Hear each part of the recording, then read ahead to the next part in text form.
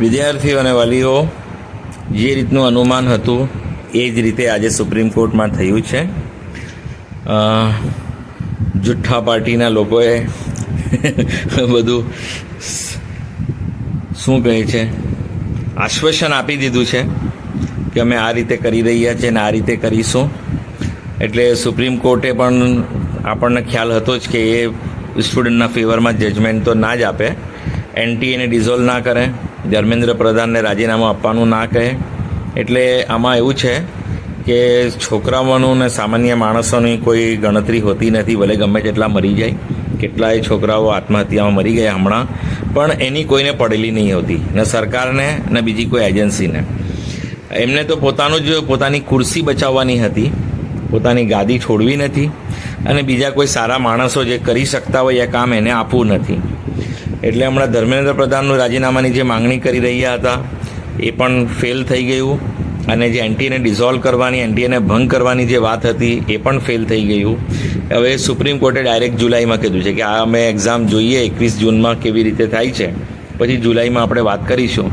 ને સરકારે પોતાની ખુરશી બચાવવા માટે હવે શું આર્મીને લાવી દીધી કે જે આર્મી દુશ્મનોથી સરહદો પર આપણી હિફાજત કરતી હોય, સરહદો પર એ લોકો તૈનાત હોય અને ત્યાંથી દુશ્મનોથી હિફાજત કરે આખા ભારતની, આપણા દેશની, તે આર્મીને અંદર બોલાવી લીધી કે બીજે બી માફિયાઓ જે છે એમનાથી રક્ષાની જરૂર છે સ્ટુડન્ટને.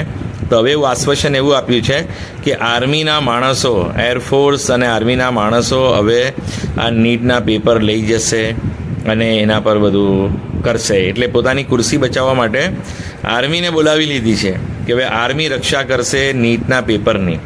જે દુશ્મનોથી રક્ષા કરવાનું કામ હોય ને સરહદનું, આટલી મોટી જવાબદારી એમને ત્યાંથી હટાવી લીધા અને અહીંયા આ માફિયાઓથી બચાવવા માટે દેશના અંદર એમને આર્મીને સોંપી દીધું. એટલે બધાને આશ્વાસન આવી જાય કે ભાઈ હવે તો આર્મીના થ્રુ આવવાની, એટલે કોઈ ઓબ્જેક્શન ના લે, કોઈ કંઈ બોલે નહીં. હવે પેપર તો ક્યાંથી ફૂટેલું કે પહોંચવામાં નહીં, પેલા જે પેપર બનાવે ને ત્યાંથી ફૂટેલું, જ્યાં પ્રેસમાં પ્રિન્ટિંગ થાય ત્યાંથી ફૂટેલા. તો જે પેપર બનાવનાર હતા, પેપર સેટર, એ લોકોએ ફોડેલા. એટલે પહોંચવામાં તો પ્રોબ્લેમ નહીં હતો, આ પહેલાં પણ સીલ બંધ જ ગયું હતું, પણ પ્રોબ્લેમ તો પ્રિન્ટિંગ પ્રેસ અને જે અંદરના માણસો જે પેપર કાઢે, પેપર સેટર, એ લોકો ફૂટી ગયા હતા.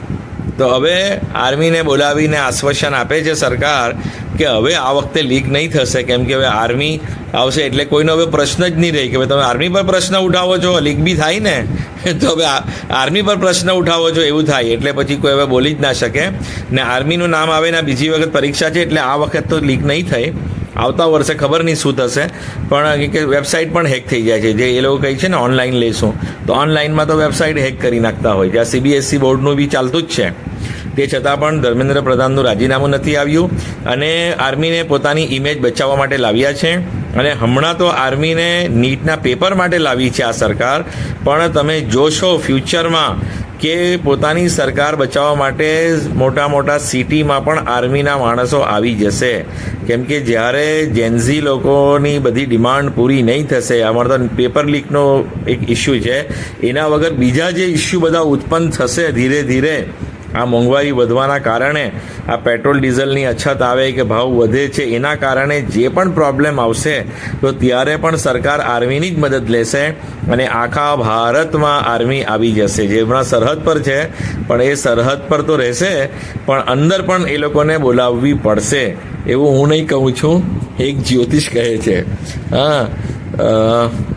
એસ્ટ્રો સુશીલ કુમાર એ આર્મીની વાત કરતો હતો, પણ આજે મને લાગ્યું એ એમ નહીં કહેતો હતો કે પેપર લીકના કારણે આવશે, કે એમ કહેતા હતા કે ભાઈ આ 2026-27માં જે હાલાત એટલા બધા ખરાબ થશે ને કે આર્મી આવી જશે આખા ભારતમાં. તો હવે મને પેપર લીક પર જ્યારે આર્મીને બોલાવી છે ને, તો ત્યારે મને એવું લાગ્યું હવે કે હવે આર્મી ફક્ત પેપર લીક માટે નહીં હોય, દરેક જગ્યાએ જ્યાં પણ સરકાર પડવાની હોય કે સરકારની ખુરશી કે ગાદી જવાની હોય ત્યારે આર્મીને વચમાં બોલાવી લેશે, જેથી ખુરશી બધાની બચી જાય. ચાલો, આપણે નસીબમાં જે હોય તે જ થાય, શું કરી શકીએ આપણે. આ સરકાર જ્યાં સુધી બદલાય નહીં ત્યાં સુધી કંઈ નવું થવાનું નથી. હવે નવી અપડેટ શું આવી છે કે ભાઈ મેં વાત કરી હતી ને કે આટલા 5 દિવસની નોટિસમાં કોણ ફોર્મ ભરશે રિફંડનું. અમુક લોકો ઘણા બધા એ જ જવાના છે કે કમસે કમ તમે જ્યાં સુધી પરીક્ષા થાય ત્યાં સુધી લંબાવો કે પછી લંબાવો. તો આ વાત એનટીએને પહોંચી ગઈ કે પછી લોકોએ રજિસ્ટ્રેશન ઓછું કર્યું, એના કારણે એનટીએ ફરી પેલી વિન્ડોને ચાલુ રાખી છે અને કહ્યું છે કે ભાઈ તમારી પરીક્ષા પૂરી થાય 21 જૂનના, તે પછી 22 જૂનના અમે રિફંડનું પ્રોસેસ બંધ કરીશું. એટલે તમે તમારા પૈસા લઈ લો. તમે રસ્તા પર ના ઉતરો, રાજીનામાની ડિમાન્ડ ના કરો, ધર્મેન્દ્ર પ્રધાનને રહેવા દો, એમને ખુરશી પરથી નહીં ઉતારો. ભલે સીબીએસસીમાં ગમે તે જાય, ભલે કેટલા બી છોકરીઓ આત્મહત્યા કરી લે, ગમે તેટલું થાય, ગમે તેમ થાય, પણ તમારે માંગણી કરવી નહીં રાજીનામાની.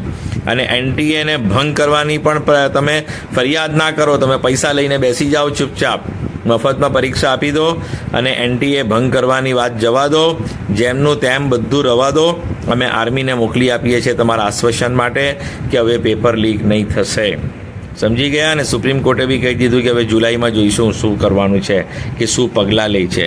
એટલે ન તો એનટીએ ડિઝોલ્વ થઈ ને ધર્મેન્દ્ર પ્રધાન જે 2024માં બી જે પેપર લીકના મેઇન ત્યારે હેડ પણ એ જ હતા, એટલે શિક્ષણ પ્રધાન એ જ હતા, શિક્ષણ મંત્રી એ જ હતા ને એમને થઈ ચૂક્યું તે છતાં પણ ફરી આ થયું છે.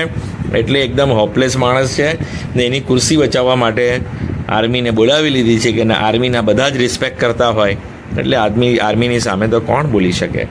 એટલે બધા રિસ્પેક્ટ રાખે એટલે સરકારનું પણ રિસ્પેક્ટ જળવાઈ રહે.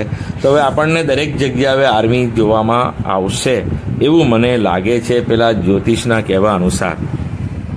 તો આ જેનું પણ રિફંડ બાકી છે એ પ્રોસેસ કરી લેજો.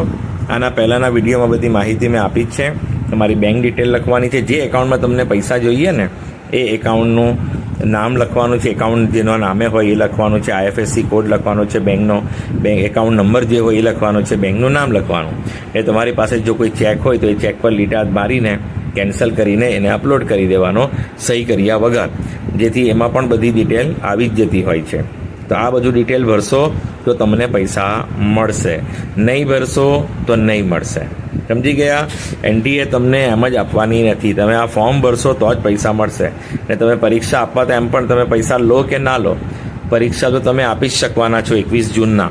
એટલે તમે રોડ પર નહીં આવો, તમે ઓબ્જેક્શન ના લો, તમે ધર્મેન્દ્ર પ્રધાનનું રાજીનામું નહીં માંગો, તમે એનટીએને ભંગ કરવાનું ના કહો, તમે સરકારની ખામીઓ નહીં ગણાવો, એટલા માટે પૈસા લઈને ચૂપચાપ પરીક્ષા આપો. આર્મી હવે આવી ગઈ છે એટલે બધાની બોલતી બંધ. કોઈએ કોઈ મગજમારી કરવી નહીં. હવે આર્મી પર ભરોસો રાખવાનો તમારે. સમજી ગયા. હવે આ બધી વાતો જવા દો. આપણે જ મહેનતથી ભણવાનું છે, અભ્યાસ કરો બરાબર. થોડા દિવસ રહી ગયા છે, સારી રીતે એક્ઝામ પાસ કરો ને ઉચ્ચ કક્ષાની સારી કોલેજમાં એડમિશન મેળવો એવી મારી શુભેચ્છા છે, શુભ ઈચ્છા છે. Thank you so much for listening, liking, subscribing and sharing.